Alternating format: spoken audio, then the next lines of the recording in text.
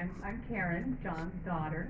You probably haven't seen me around Santa Barbara for a little while because after I went off to college, I married a native Oregonian, and they don't leave their state. So I've been living in Oregon for the past 30 years. And I also was a tennis player and a jogger, not a runner. My dad was a wonderful father, grandfather, and husband. Growing up, for as long as I can remember, I was always the only girl. I had two brothers, and I was surrounded by boys everywhere, including two that are sitting in the second row here. It worked really well because my dad didn't treat me any different as if I was a girl. So I got to do things that normally I might not have done. I think it made me stronger. I think he made me just to be fearless in doing a lot of things. Although I was very thankful when the Orr family moved to our lane on Meadowlark, bringing 11 children, including 7 girls. John was a great dad. He steadily taught me all the things that were important in his life. My earliest memories were of the beach that Hart just spoke of, in a small rental house on the bluffs. At the age of 2, we moved to Meadowlark Lane in the foothills off San Marcos Pass. And it was the beginning of a really wonderful childhood for my brothers and I. We spent a lot of time outside, and we were always very active. Early on, my parents, John and Callie, they'd take us hiking and backpacking. These infamous backpacking trips of our childhood have become legendary in our adult memories. Each summer, the family station wagon, and it was a Citroen, was packed with our gear, filled and our small little bodies squished together, driving many hours over a hot August day to get to some trailhead.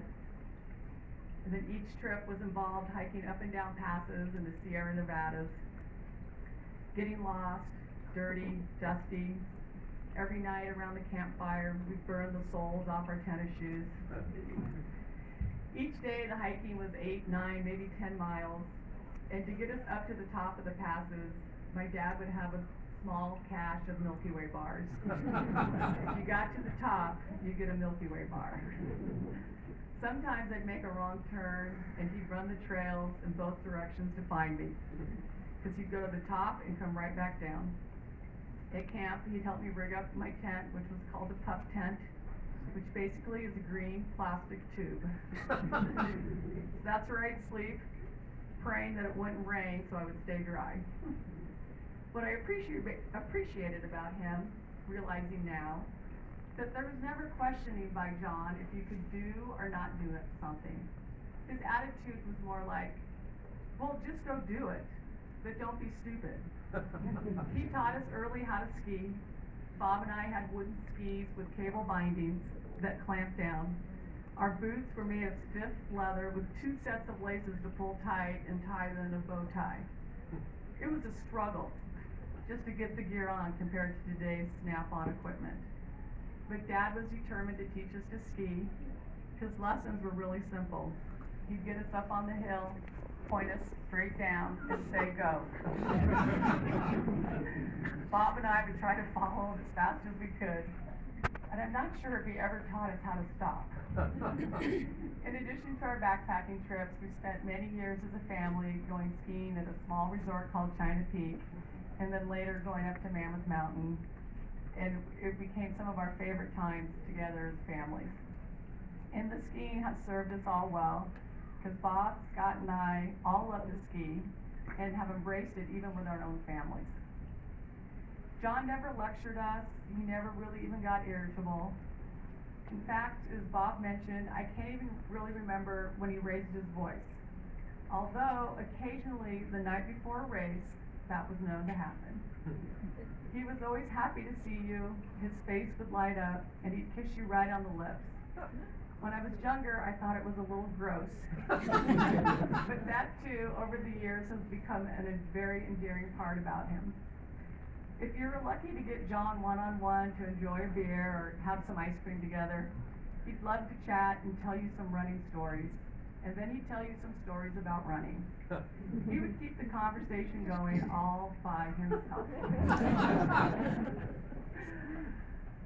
After my brother Bob became an accomplished runner as well, the conversations at the dinner table centered around running, training, racing, split times, how fast per mile, how slow per mile, how long was the race, who was in first, numbers and statistics that went on and on and on. John was also a very lucky man. He married not only one great lady, but two.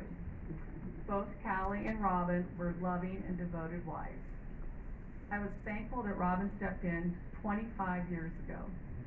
The Honorable Robin Riblet was smart, intelligent, and they looked forward to active adventures together. Robin also provided John an unlimited supply of paper for his habit of printing out race results and running statistics. I think the office is still filled with reams of used paper. Yes. Robin was keen to travel with John and take him to new places. They shared a love for hiking and skiing together, and their trips for adventure went near and far. Robin was also there at the end of every race, and more importantly, she got John to the starting line on time. She was a great partner, sharing interesting conversations, and was a very attentive caretaker. She made sure John looked his best. She loved to buy him trendy but very comfortable pants, shoes, and colorful shirts. Dad's hair was cut on schedule. He always had timely dental and medical appointments. Dad looked very handsome till the very end. Thank you, Robin, for taking such good care of him.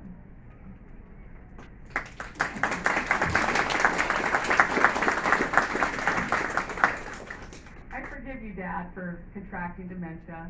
It wasn't your choice to have your faculties fade. When I would come to visit, I could see that some independence was starting to change. Your daily trips to Carl's Jr. for the famous Star Burger, because it was at a senior discount with all the soda pop you could drink, sometimes needed an assistance with directions. Falling became more common and frequent. By now, Robin had amassed a first aid kit of monumental proportions. She could fix up and bandage anything and take care of its tender skin. The many issues of dementia became more evident, and we struggled with questions. When to stop driving? When to do this? When to get help? It was a difficult road to navigate and not easy to manage. Yet, these choices turned into blessings for me. During the course of this period, I realized that spending time with you when you were slower had its advantages. I could keep up running with you and guide you through a few races.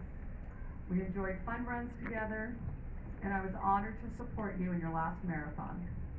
You were determined to qualify for Boston one last time, because apparently many others in your weekly running group were going to go too. Along with the help of Erica Lilly, who's a beautiful soul and an Ironman triathlete, you made it to the finish line in one piece. We ran and walked and ran and wobbled and struggled, but you never gave up. Even when the rest of the group thought you should, your determination to complete and compete this race was resolute. The photo of you hugging Robin at the finish line says us all. A huge smile that a major accomplishment was completed. We were blessed during this process that you never got too angry or agitated. Occasionally, there were a couple of times your memories would take you back to your childhood in Santa Fe. We'd want to talk about your father, your family, and the surrounding area. At one point, you were very insistent to visit your childhood home. One afternoon, while I was here, you told me to stop at a gas station. I'm like, we don't need gas. No, we're going to get that thing that shows you where to go. I'm like, what are we? He was wanting to buy a map.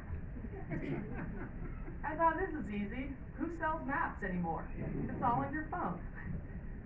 Well, the gas station at the end of State, La Curva, had maps of Santa Barbara and Santa Barbara County. I thought this will be easy. Well, the good news is that John still had a memory of Los Alamos, New Mexico.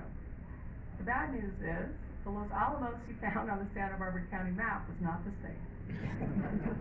Still, he insisted that we go, and so the next morning I said, okay, let's take our trip to Los Alamos. It was a clear and beautiful day. We had a delightful drive looking for Los Alamos. We drove north on Highway 101 for a while. Nope, this is not right, Karen, turn around. We went back to Santa Barbara, drove around a circle. Nope, this is not right. I'm thinking, oh my God, this is gonna take us all day. Drove south on 101, and he finally said, that's better. I took the exit to Ojai and drove the mountain road over to Cedars Pass. As we climbed higher and higher, you said this is just like driving up Los Alamos. Success! We stopped in Ojai for a picnic. We had lunch at a park watching children and dogs play. We really enjoyed our time together. The only regret was that the ice cream shop was closed. Before I conclude, I would be remiss not to thank my brother Scott, his lovely wife Betty, and son Jake. You three have had such unwavering support and have provided a lot for both John and Robin. While all of us have contributed, Scott has been here to pick up the pieces and provide steady guidance. Scott and Betty as a family, we want to know that we appreciate you and have been very grateful for your presence. Thank you.